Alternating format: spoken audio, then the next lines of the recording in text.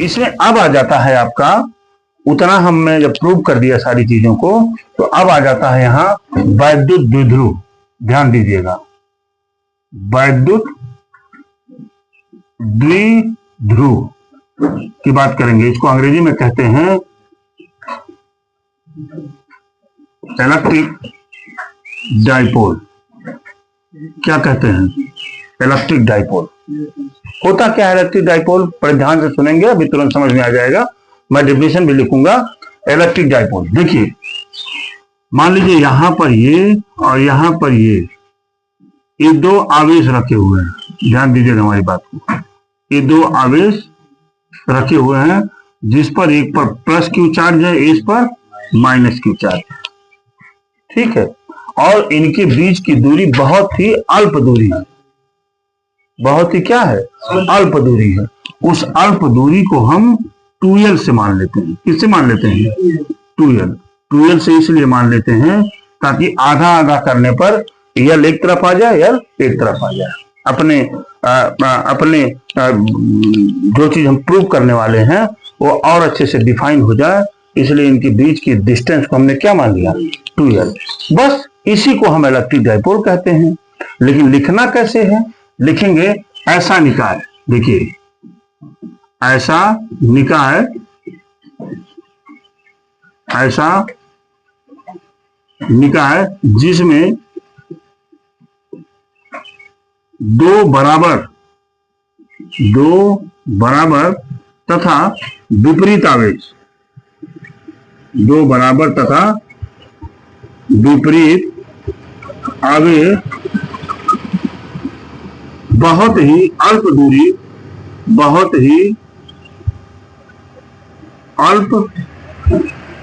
दूरी पर स्थित हो, बहुत ही अल्प दूरी पर स्थित हो तो ऐसे निकाय को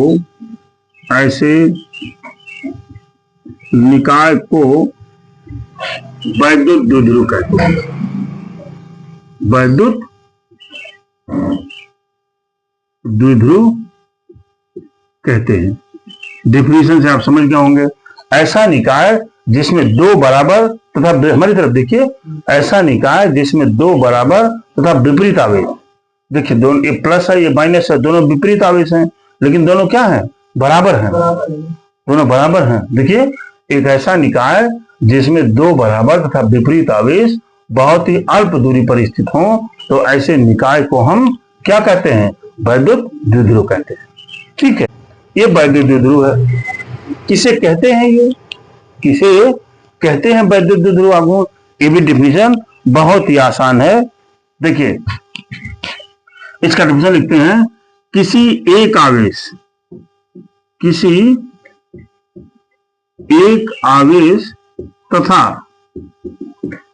दोनों आवेशों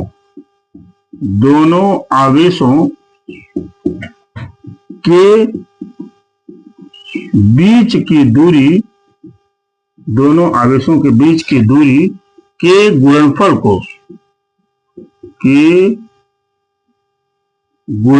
को वैद्युत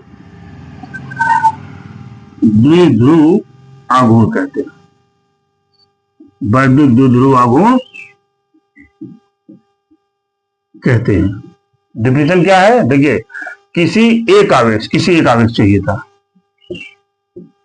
किसी एक आवेश तथा दोनों आवेशों के बीच की दूरी के गुणनफल को वैद्युत द्विध्रुव आघूर्ण कहते हैं।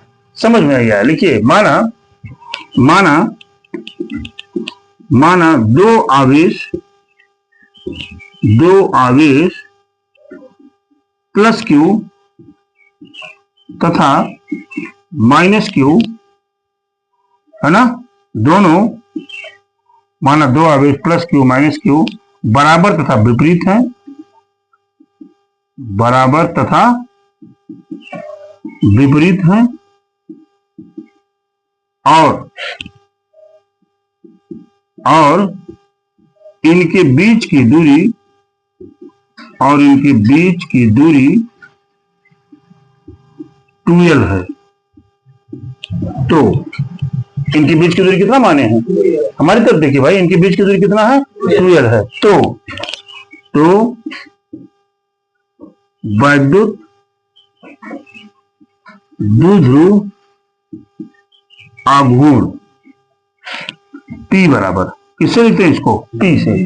देखिए क्या डिफिनेशन है, किसी एक आवेश, कोई एक आवेश ले लीजिए प्लस क्यू माइनस क्यू में से, हमने ले लिया एक आवेश क्यू, ले लिया ना, और क्या है, दोनों आवेशों के बीच की दूरी के गुणनफल के, दोनों आवेशों के बीच दूरी कितना है?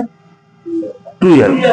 तो q इंटू 2l, इसको ऐसे लिख सकते हैं, P बराबर 2ql। ये होता है वैद्युत द्विध्रुव आघूर्ण 2ql। बात पकड़ पा रहे हैं ना? बोले भाई। अच्छा, अगर मैं इसके यूनिट की बात करूं, लिख दीजिए, यूनिट ऑफ इलेक्ट्रिक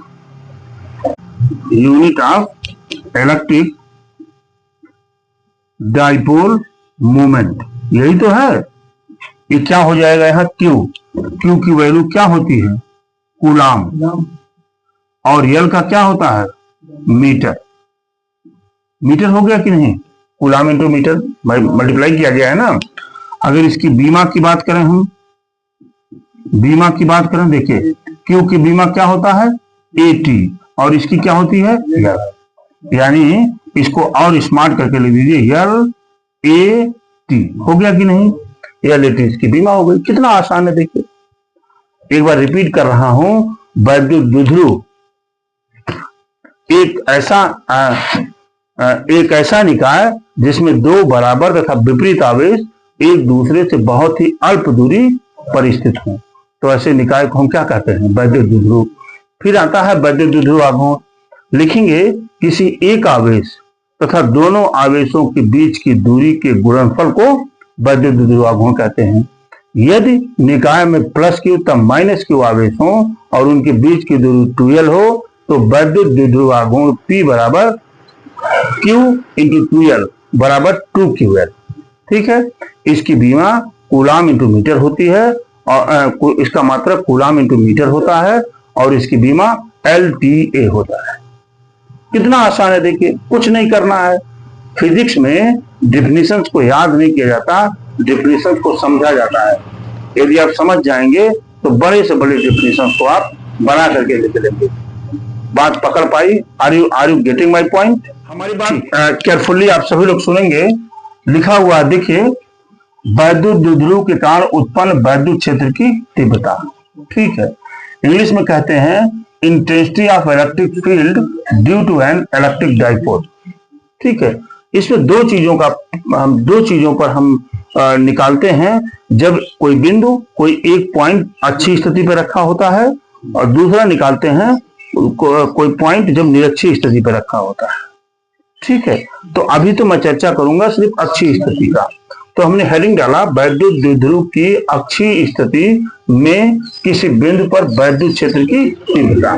ठीक है, देखिए मैं यहां बात कर लूं, यहां पर एक आवेश है, मैं आवेश रख रहा हूं। देखिए ध्यान से, डायग्राम तो बड़ा बना रहा हूं ताकि आपके समझ में आ जाए। ये चीजें हो गई आपकी, हो गई। यहां पर कौन सा चार्ज है? Plus Q. यहां पर आपका माइनस क्यू। इधर प्लस करते हैं और इधर माइनस कर देते हैं, कोई फर्क नहीं है, क्योंकि चिन्ह का मतलब नहीं है। ये तो विपरीत आवेशों की बात की गई है। अच्छा, इनके बीच की दूरी कितनी होती थी बेटा?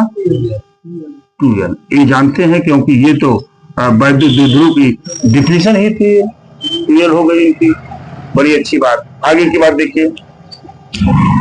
अच्छा, इस वैद्युत द्विध्रुव के मध्य बिंदु मान लीजिए ये हो मध्य बिंदु O से, मध्य बिंदु क्या है? O से R दूरी पर कोई बिंदु P है। R दूरी पर कोई बिंदु P है। ध्यान दीजिएगा, कहां से? द्विध्रुव के मध्य बिंदु O से R दूरी पर, यानी इस मध्य बिंदु से P की दूरी कितनी है? R दूरी पर कोई बिंदु P है, जहां पर हमें वैद्युत क्षेत्र की तीव्रता निकालनी है। उसी चीज को मैं लिखूंगा जिसको मैं बोल रहा हूं। फिर से सुनिए, ये वैद्युत द्विध्रुव है।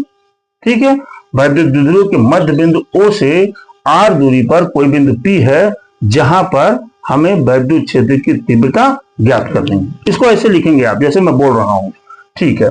अब बहुत ध्यान से देखिएगा, यहां से यहां की दूरी कितनी है, r है। अच्छा, अगर मैं कह दूं अगर ये मध्य बिंदु है तो यहां से ये दूरी कितनी होगी, l हो जाएगा। ये दूरी l हो गई और यहां से ये दूरी कितनी हो जाएगी, ये भी दूरी l हो जाएगी। इसीलिए हमने कहा था ना कि इसको डिफाइन करना आसान हो जाए, इसीलिए हमने 2l डिस्टेंस को लिया था, ठीक है। अब मैं कहूं बेटा इस माइनस क्यू आवेश से p की दूरी कितनी होगी, तो आप कहेंगे सर r प्लस l हो जाएगी कि नहीं। मैं कह दूं कि प्लस क्यू से इस p की दूरी कितनी होगी, तो आप कहेंगे सर r माइनस l हो जाएगा कि नहीं। ये पूरा डायग्राम हमने बना दिया है। अब इतने डायग्राम को जैसे जैसे हमने बनाया, जैसे जैसे हमने किया, वैसे वैसे इसको क्या करना है, लिख देना है आपको। लिखते हैं, और इस वैद्युत द्विध्रुव को आप मान लीजिए क्या, ए बी। क्या मान लिया, ए बी। लिखेंगे माना कोई वैद्युत द्विध्रुव, माना कोई वैद्युत द्विध्रुव ए बी है, वैद्युत द्विध्रुव ए बी है। ए बी एक ऐसे माध्यम में रखा गया है, एक ऐसे माध्यम में रखा गया है जिसका परावैद्युतांक के है ना, ये जोड़ना पड़ेगा हमेशा। ऐसे माध्यम में रखा गया है जिसका परावैद्युतांक के है। फिर लिखेंगे वैद्युत द्विध्रुव, उसी चीज को जो हमने बोला है ना, वैद्युत द्विध्रुव के मध्य बिंदु, वैद्युत द्विध्रुव के मध्य बिंदु O से r दूरी पर कोई बिंदु P है, कोई बिंदु P है, जहां पर वैद्युत क्षेत्र की तीव्रता ज्ञात करनी है। बात तो पकड़ पाए होंगे, ये तो हमने आपको बोला ही है, ज्ञात करनी है, ठीक है, यहां पर ज्ञात करनी है।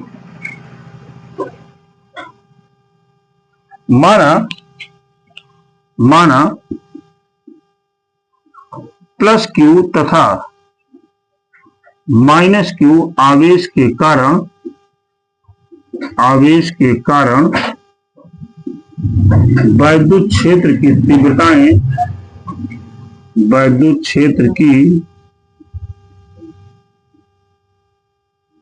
तीव्रताएं E1 व E2 हो, है ना।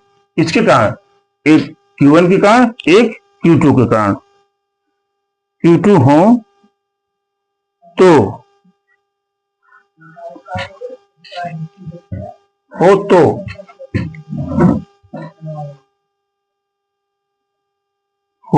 तो ठीक है जी। आइए, प्लस क्यू हो तो ठीक है। देखिए प्लस क्यू के कारण लिखेंगे, प्लस क्यू के कारण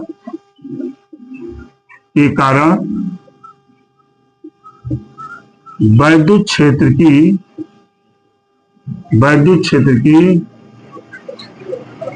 तीव्रता क्या माने हैं, प्लस क्यू के कारण E1 माने है ना। यहाँ देखिए, यहाँ की बात कर रहे हैं, प्लस क्यू के कारण क्या E1 का फॉर्मूला है।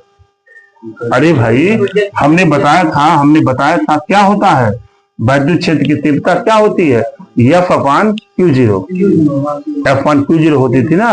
बाद में कूलाम सलाह से जब F की वैल्यू हम रख देते थे तो Q0 कट जाता था। क्या आता था, E=1/4πε0K इंटू Q/R²। होता था नहीं होता था। उसी हिसाब से हाँ E1 बराबर लिख देंगे हम 1/4 4 पाई एप्सिलॉन 0 के into Q upon R square.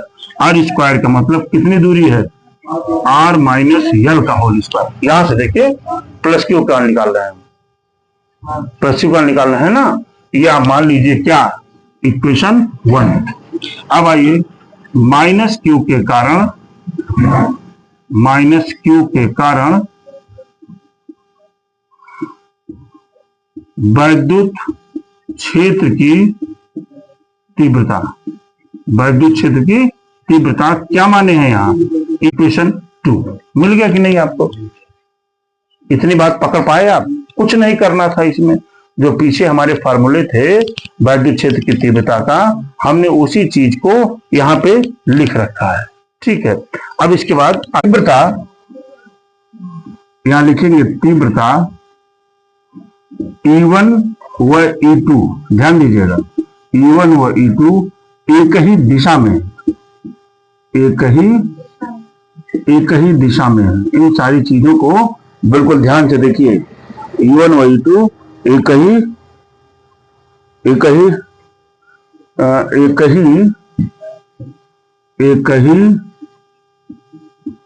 रेखा के अनुदिश, एक ही रेखा के अनुदिश विपरीत दिशाओं में है। क्या है, विपरीत दिशाओं में है, विपरीत दिशाओं में है। और यहां ये भी लिख दीजिए, E1 is greater than E2, है ना, E1 is greater than E2। E1 की वैल्यू हमेशा क्या होगी, E2 से अधिक होगी। अतः अब यहां लिखेंगे, अतः P पर परिणामी तीव्रता, जो ये P बिंदु था, ये है ना, P बिंदु पर हम परिणामी तीव्रता की बात कर रहे हैं। किसकी बात कर रहे हैं, परिणामी तीव्रता क्या हो, अगर E हो बेटा तो E बराबर हो जाता है E1 अब प्लस क्या, E2। हो गया कि ना, इतना तो पहुंच गए आप। मैं इसको हटाता हूं, हटाने के बाद इसको लगाता हूं। हाँ, वेक्टर लगा दीजिए, ये भी वेक्टर लगा दीजिए, क्या करना है। ठीक है, अब इसको हम हटाते हैं यहां से। देखिए ध्यान से हमारी बात सुनेंगे।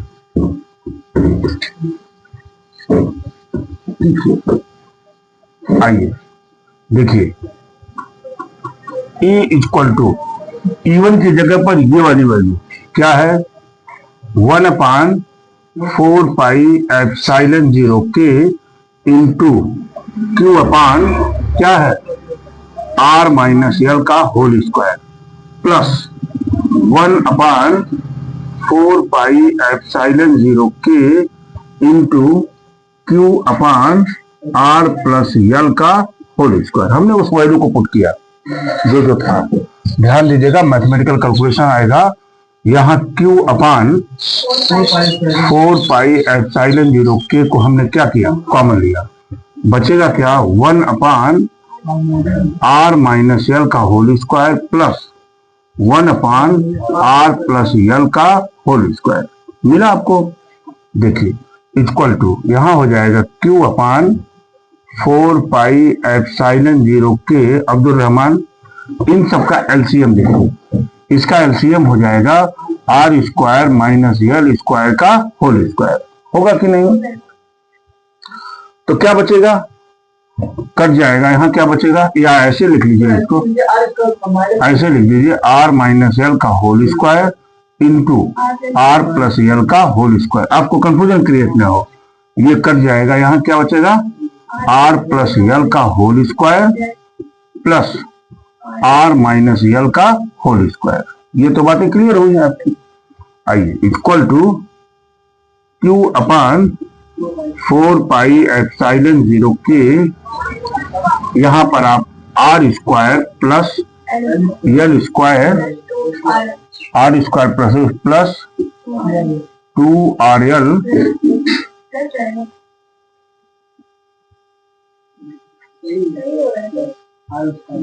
एक मिनट, यहां गलती हो गई है, E1 माइनस E2,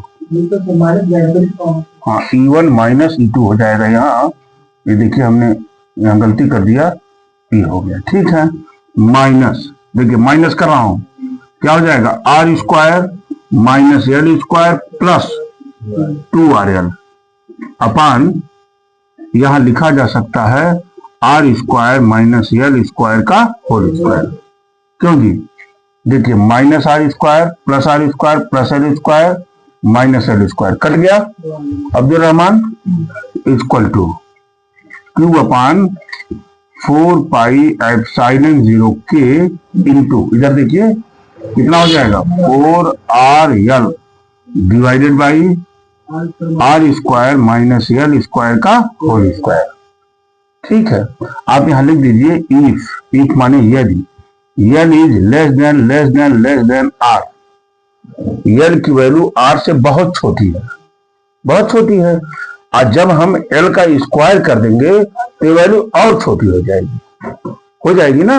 तो यहाँ L को हम क्या कर सकते हैं, नगर मान सकते हैं, निगलेक्ट कर सकते हैं। इसलिए L को क्या कर सकते हैं, नगण्य मान सकते हैं, नगण्य मान सकते हैं। इसलिए L को नगण्य मान सकते हैं। अगर L को आप नगण्य मान लीजिए बेटा तो ये क्या हो जाएगा, बराबर Q upon 4 pi epsilon 0 K into 4RL divided by R square ही बचेगा, यानी स्क्वायर क्या बचेगा R पर पावर 4 बचेगा। E इक्वल टू हो जाएगा Q अपान, या Q मत लिखिए 1 अपान, है ना, 4 पाई एप्सिलॉन 0 K। ठीक है, ये देखिए मैं यहाँ क्या लिखने जा रहा हूं, 4 को इसके साथ लगाने जा रहा हूं, 2QL, देखिए 2QL into 2R divided by R पर पावर 4। हो सकता है कि नहीं, बोलिए, हो सकता है, बोलिए भाई, करिए, वहां तो हो गया ना। अच्छा, अब देखिए इसको लिखा जा सकता है E equal to 1 upon 4 pi epsilon 0 K into 2QL into 2 upon क्या R क्यूब, काट दिया मैंने R से, बात समझ रहे हैं। आप क्या जानते हैं, वैद्युत द्विध्रुव आघूर्ण P इक्वल टू क्या होता है 2QL, बताए थे ना आपको। किसी एक आवेश तथा दोनों आवेशों के बीच की दूरी के गुणनफल को वैद्युत द्विध्रुव आघूर्ण कहते हैं। कल हमने इस डेफिनेशन की चर्चा किया था आपके सामने, ठीक है। तो इसकी 2QL की जगह पर क्या रख देंगे हम, P, तो हो जाएगा E equal to 1 upon 4 pi epsilon 0 K into 2P upon R cube. ये आपका वैद्युत द्विध्रुव की निरक्षीय स्थिति में तीव्रता हो गई। बात पकड़ पा रहे हैं, थोड़ा सा यहां लिख दीजिए, यदि माध्यम निर्वात या वायु हो तो K की वैल्यू क्या मिलती है 1। तो यहां से E बराबर मिल जाएगा 1 upon 4 pi epsilon 0 into 2P upon R cube. इन सारी फार्मूलों को बिल्कुल आपको अपने दिमाग में रख लेना है, ठीक है। इसमें कुछ करना नहीं था। वैद्युत द्विध्रुव हमने क्या बताया था, वैद्युत द्विध्रुव एक ऐसा निकाय जिसमें दो बराबर तथा विपरीत आवेश एक दूसरे से बहुत ही अल्प दूरी पर स्थित होते हैं, इसी निकाय को तो कहते हैं वैद्युत द्विध्रुव। अच्छा, इसके बाद आगे हमने बताया कि वैद्युत द्विध्रुव आघूर्ण क्या कहलाता है, किसी एक आवेश तथा दोनों आवेशों के बीच की दूरी के गुणनफल को वैद्युत द्विध्रुव आघूर्ण कहते हैं। वैद्युत द्विध्रुव आघूर्ण P इक्वल टू 2QL।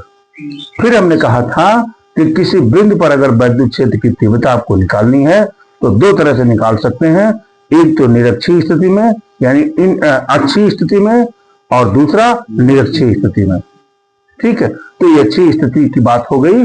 अब हम यहाँ पर इसके बाद निरक्षीय स्थिति की बात करेंगे। बात तो पकड़ पाए होंगे आप।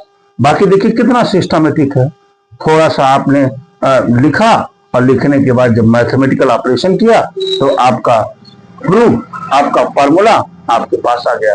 ठीक है, नो माना देखिए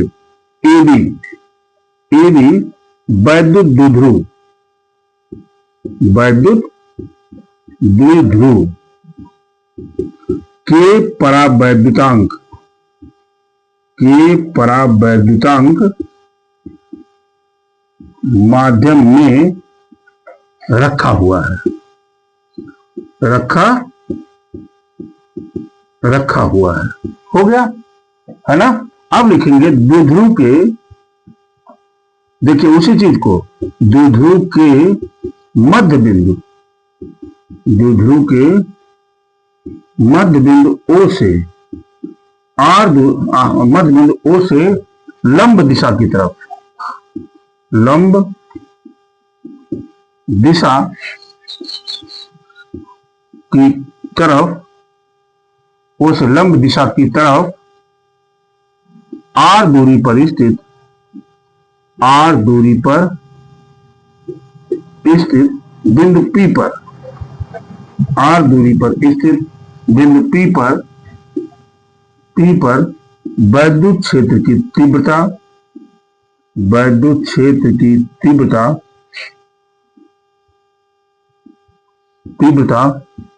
ज्ञात करनी है।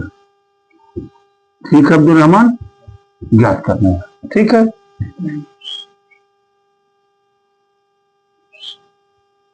माना प्लस क्यू आवेश के कारण, प्लस क्यू आवेश के कारण वैद्युत क्षेत्र की तीव्रता, वैद्युत क्षेत्र की तीव्रता E1 व माइनस क्यू आवेश के कारण, माइनस क्यू आवेश के कारण वैद्युत क्षेत्र की तीव्रता, वैद्युत क्षेत्र की तीव्रता E2 हो तो, E2 हो तो, इतना तो लिख दिया मैंने, E2 हो तो। अब देखिए E1 इक्वल, क्या लिखेंगे E1 इक्वल, ध्यान दीजिएगा, ये देखिए इधर देखिए, यहां से ये दूरी L हो जाएगी, ये दूरी क्या हो जाएगी L, ये R है ये L है, तो पाइथागोरस लगा देंगे तो मिल जाएगा R square plus L square मिलेगा, और यहां भी पाइथागोरस लगाएंगे ये भी मिल जाएगा R square plus L square. ठीक है, मिल जाएगा। अब आइए प्लस क्यू आवेश के कारण वैद्युत क्षेत्र की तीव्रता क्या है E1, तो यहां लिख दीजिए प्लस क्यू आवेश के कारण वैद्युत क्षेत्र की तीव्रता E1 इक्वल टू 1/4πε0 के into Q upon under root R square plus L square का होल स्क्वायर। होगा कि नहीं, ये हो जाएगा E1 इक्वल टू 1/4πε0 के into Q upon R square plus L square. होगा कि नहीं, रूट हट जाएगा। क्यों जी, इक्वेशन 1 लिख दिया मैंने। अब आइए माइनस क्यू आवेश के कारण, देखिए कितना आसान है, माइनस क्यू आवेश के कारण वैद्युत क्षेत्र की तीव्रता, वैद्युत क्षेत्र की तीव्रता E2 बराबर, यह हो जाएगा 1/4πε0 के into Q upon under root R square plus L square का होल स्क्वायर, और यहां लिख देंगे E2 इक्वल टू 1/4πε0 के into Q upon R square plus L square. ये तो आपका कंप्लीट हो गया। मैं इसको नाम दे दिया क्या, इक्वेशन 2 नाम दे दिया ना। स्पष्ट है कि, यहां लिख देंगे स्पष्ट है कि स्पष्ट है कि E1 व E2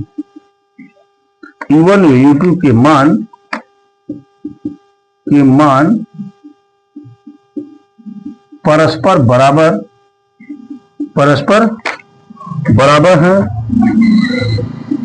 है,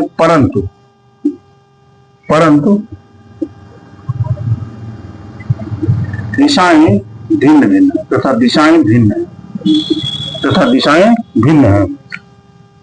अतः E1 व E2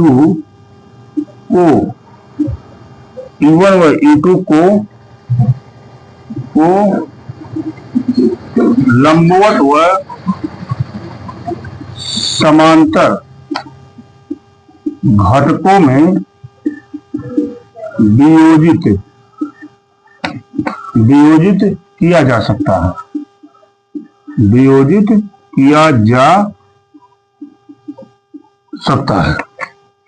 है ना, किया जा सकता है। लंबवत घटक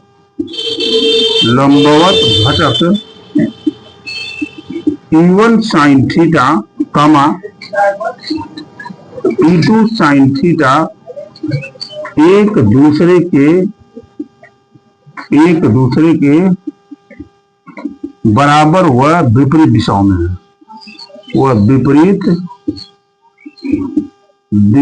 में है। होने के कारण निरस्त हो जाएंगे। कौन सा घटक? लंबवत घटक है।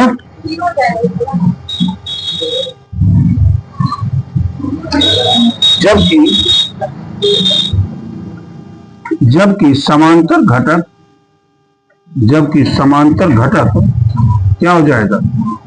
E1 cos थीटा और E2 cos थीटा एक ही दिशा में होने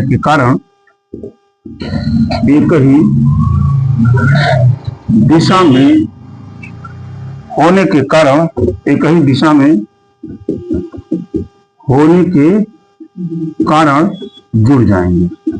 क्या होंगे? जुड़ जाएंगे। ठीक है, क्या होगा? जुड़ जाएंगे। मैं हटाने जा रहा हूं इसको। बिंदु P पर देखिए, लिखेंगे बिंदु P पर परिणामी वैद्युत क्षेत्र की तीव्रता, वैद्युत क्षेत्र की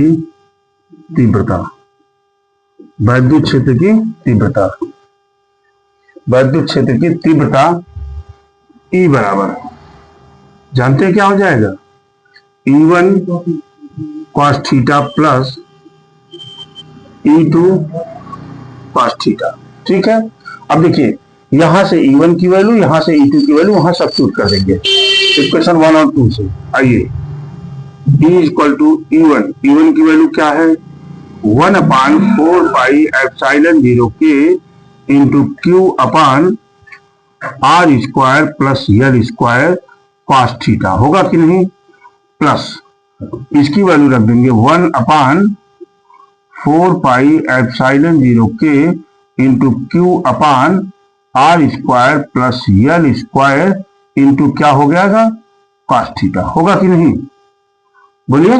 देखिए दोनों वैल्यू बराबर है ना, तो दिस में भी रिटर्न है, इसको लिखा जा सकता है E बराबर 1/4 pi epsilon 0K into 2Q अपान R square plus L square into क्या? cos theta. हो जाएगा कि नहीं? बोलिए। अभी जो हमने ट्रायंगल बनाया था, ट्रायंगल में आप देखेंगे परपेंडिकुलर क्या था? R था, बेस क्या था? L था, और कर्ण क्या था? Under root R square plus L square या L square plus R square, जो भी आप कह लीजिए। ठीक है, अब देखिए अगर मैं cos थीटा की वैल्यू रखना चाहूं, cos थीटा इक्वल टू क्या होता है? आधार बटे कर्ण। आधार क्या था? L, कर्ण क्या था? Under root R square plus L square. था कि नहीं था? अब ये वैल्यू यही सब्स्टिट्यूट कर देंगे। यहां लिख दीजिए अकॉर्डिंग टू फिगर, फिगर के अनुसार, अकॉर्डिंग टू फिगर। बात पकड़ पा रहे होंगे आप।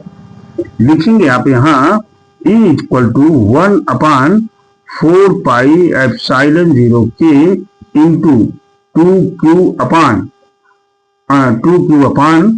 r square plus l square into l upon under root r square plus l square. कोई बात तो है नहीं। अच्छा, this may be written as E equal to 1/4πε0k into 2ql upon r square plus l square पर power 3/2। हो जाएगा कि नहीं? ये 1/2 पावर है, ये 1 पावर है कि नहीं? बात पकड़ पाई इतना? चलिए यहां लिख देंगे सिंस, क्योंकि l is less than r, है ना, इसलिए लिखेंगे, इसलिए l को r की अपेक्षा नगण्य मान सकते हैं, नगण्य मान सकते हैं, नगण्य मान सकते हैं। यानी l यहां से क्या होगा? हट जाएगा। तो क्या बचेगा? E equal to 1/4πε0k into 2ql upon r square पर रेज पावर 3/2। हट गया नहीं? यार स्क्वायर यहां से ये 2 कैंसिल हो गया। ये क्या हो जाएगा? E equal to 1/4πε0k into, अब जानते हैं P इक्वल टू क्या होता है? 2ql होता है ना। ये तो वैद्युत द्विध्रुव आघूर्ण है, इसी की जगह पर हम लिख देंगे P अपान R। ये आपका डेरिवेशन आ गया है। E equal to 1/4πε0k into P upon R cube. अब वो लाइन इसमें ऐड कर देंगे, यदि माध्यम निर्वात या वायु हो तो K की वैल्यू क्या हो जाएगी? 1। तो यहां से E equal to 1/4πε0 into P upon R cube. हो गया कि नहीं? ये यहां पर इसकी क्या होती है? न्यूटन पर कूलम मात्रक होता है ना, न्यूटन पर कूलम लिख दिया हमने। जानते ही हैं आप कि 1/4πε0 की वैल्यू कितनी होती है? इंटू 10⁹ क्या होता है?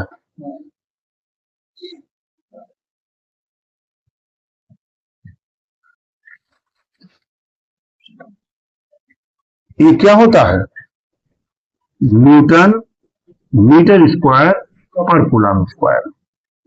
देखिए इस तरह से आज आपका ये पहला चैप्टर जो था वैद्युत धारा और वैद्युत क्षेत्र की तीव्रता, आज ये पहला चैप्टर यहीं पर डेरिवेशन आपका खत्म हो जाता है आपके सिलेबस के हिसाब से। ठीक है, आगे की बात हम न्यूमेरिकल्स की करेंगे और न्यूमेरिकल्स लगाने के बाद हम लोग फिर सेकंड चैप्टर की तरफ आगे बढ़ेंगे। तब तक के लिए आप सब लोगों को थैंक यू वेरी मच।